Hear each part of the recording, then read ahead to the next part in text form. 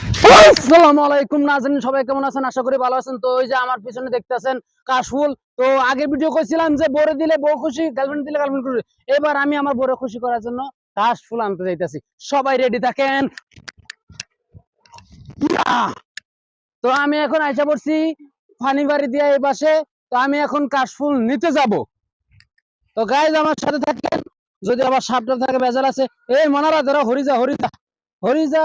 আমি একটু কাশফুল নিতে আইছি। কাশফুল গুলা দেখে আর লোভ সামলানো গেল না।